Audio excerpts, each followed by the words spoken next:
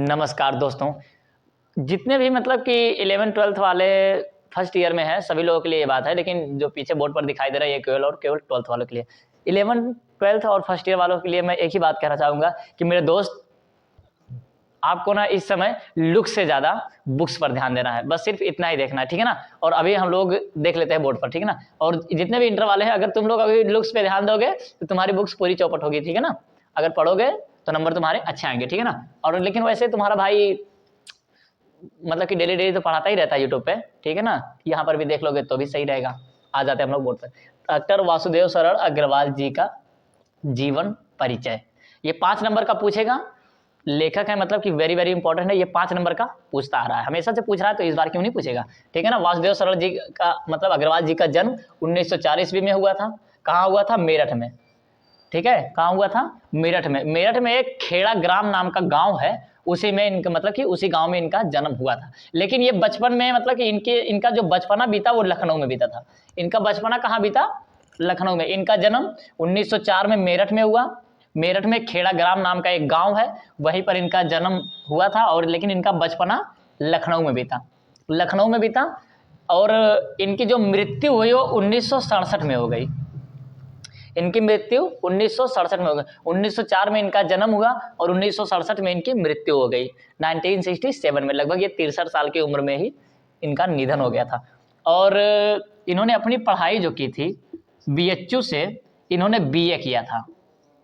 BHU से, BHU मतलब बनारस से इन्होंने बीए किया था। लेकिन लखनऊ से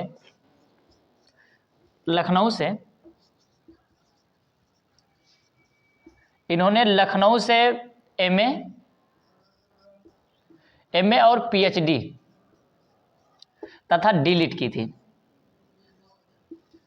डीलिट, एमए, पीएचडी और डीलिट कहां से किया था इन्होंने? लखनऊ से। लेकिन बीए कहां से किया था? बीएचयू मतलब कि बनारस से। इन्होंने इतनी परीक्षा की तो इनका ना मतलब कि हिस्ट्री में इनका बहुत ही ज्यादा मतलब इनकी रुचि थी, तो इन्हें बीएचयू कॉलेज में इन्हें अध्यक्ष बना दिया गया पुरातत्व का। इनको क्या कर दिया गया? अध्यक्ष बना दिया गया। इन द सेंस प्रोफेसर आप कह सकते हैं कि इतने ज्यादा पढ़े लिखे थे, उसमें पुरातत्व के क्षेत्र में इनको क्या कर दिया गया? अध्यक्ष, ठीक है ना। कहां पर? बीएचयू में। इनकी पढ़ाई लिखाई एकदम अच्छे से हुई। और इन्होंने जो रचना की थी, ठीक है ना, रचना जो की 2 डाल लेते हैं, कला और संस्कृति और एक मातृभूमि। ज्यादा टिपिकल वाला देखते नहीं है, कला और संस्कृति, मातृभूमि, 2 रचना हो गई।